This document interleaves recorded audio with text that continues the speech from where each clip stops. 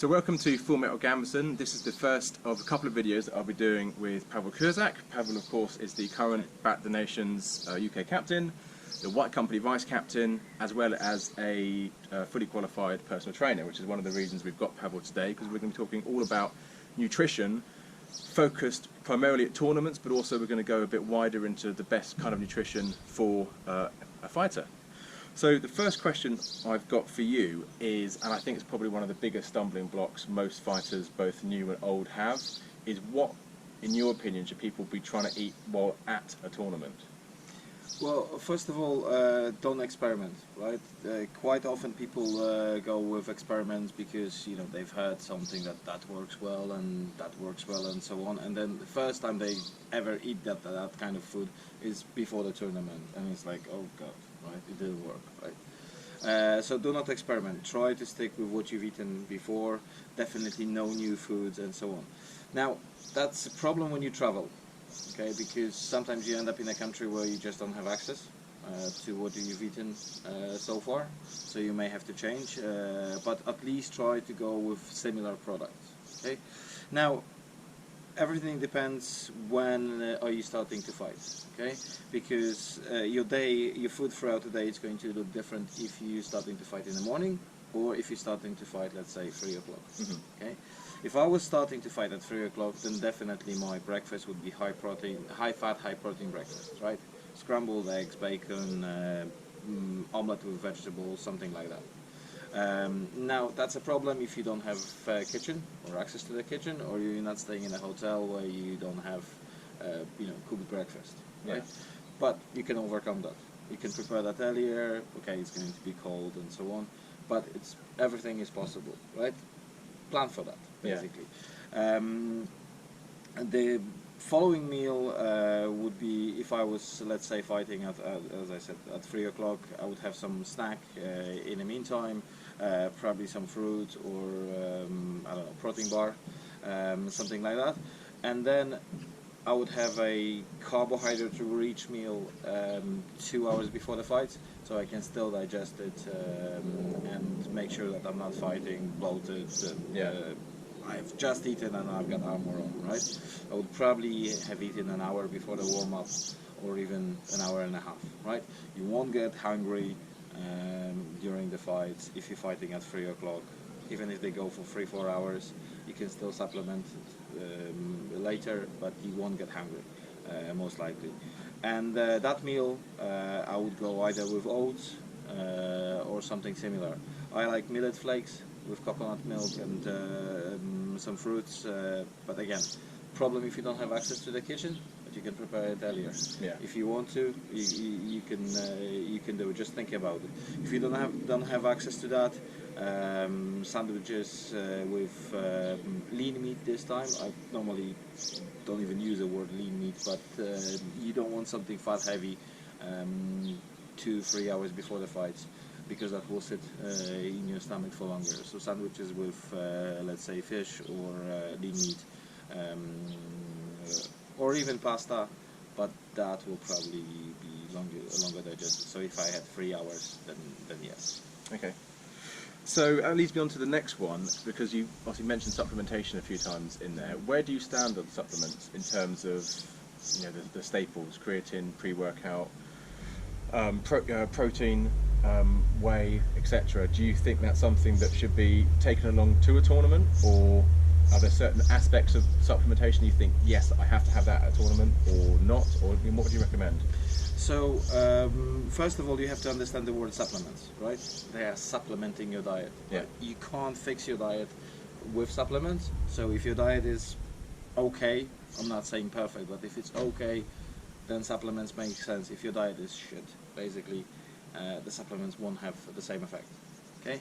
Now, there are some certain supplements that I do take with me to tournaments, mainly creatine and some other ingredients for the pre-workout.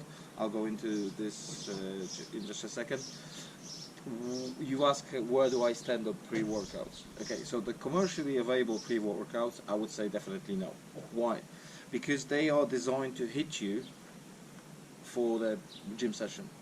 And that gym session is going to be what? 45 minutes, an hour, maybe an hour and a half. That's way too long, but that's sort of your gym session. And most of the available pre-workouts, they hit you really hard, and then you've got this little slump, right? Or quite a heavy one, depending on a pre-workout. And you literally go down on the energy, right? So you've got this really big high, and then everything goes down, and that's going to happen when you, let's say, are past group stages, and you're getting into the quarterfinals, semi-finals, and the finals, and so on. Okay, you can try to do it later, but you never know how long it's going to take, right? So I would say from all these commercially available pre-workouts, definitely no. The other disadvantage of them is that they have, most of them will have arginine, because it's designed to give you that pump after the workout, and the last thing you want is pumped muscles during the fights, right? Because then you won't be able to lift anything. Suddenly holding the weapon up or holding the shield up becomes a problem because everything is swollen and you just can't do it anymore. You start pulling in a wrestling game and it just doesn't work because you can't. Everything is pumped, full of blood, and you can't do it. Why? Because you had the arginine in there and it's designed to pump up your muscles and do that.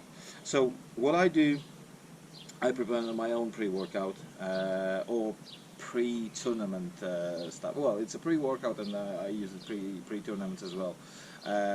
2 grams of creatine HCl because it's instantly available. 2 grams of beta-alanine. BCAA, usually 5 grams, and that's it. Okay.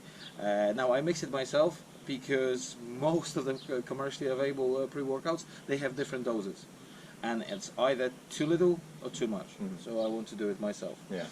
The disadvantage of it, it tastes crap. It's really disgusting because I don't use any flavoring, so it's these ingredients just mixed, and yeah, they're horrible. Okay. When you do it like that. Awesome. So we won't be seeing a Pawel Kurzak pre-workout on the shelves anytime soon. No. At least not on the taste front. Awesome. So then the last question I've got on the topic of nutrition are, what do you feel are the biggest mistakes that fighters continue to make when it comes to supplementation and nutrition in regards to training and fighting in the sport? So the biggest mistake I can see is that the experiments.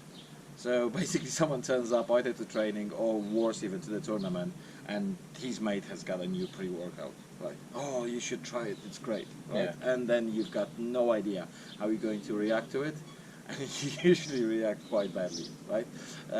So these type of bodybuilding pre-workouts that do not work for the sport, basically. That's one mistake. Second mistake is probably too much carbohydrates and too much refined carbohydrates in your diet. Everyone thinks, oh, I need more energy, this and that. You've got plenty of energy available in your body, right? You just have to know how to trigger it, right? So when people are talking about a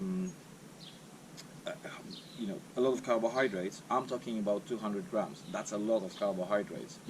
And probably the average diet will have 300 or more, and that's 1200 calories just from the carbohydrates, and you don't need that.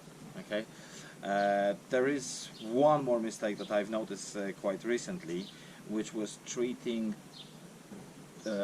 training sessions as kind of, I burn off those calories. So for example, I'll go for a training session which starts at 10:30 in the morning without having breakfast, and the training session takes let's say 3 hours. So you haven't eaten anything because your diet was crap previously, and you want to kind of burn off these calories on a training session, and definitely it's not going to happen. You're going to have a lousy training session, you're going to be much less effective, you're going to burn off less calories because you're shit at training, and it's one of the biggest mistakes that I can think of. Yeah, that makes sense. I've done that in the past. You can't burn off. No, I know that now. Diet. You fucking told me off. And I listened. When he shouts, I listen. I find it's a really good rule. If any of you watching ever get shouted at by Pawel, do what he says. and you'll be much better for it. That's like a golden Pawel rule. Just do what the fuck he says. Awesome, buddy. Thank you so much for coming, talking about nutrition. My pleasure. If you like what you've watched today, then like, subscribe. There's going to be a link in the description for Pawel's PT services, because you do offer that to people in the sport, the nutrition plans, gym plans, etc. Anyway, all that will be below, and we'll see you in the next video. Thanks a lot.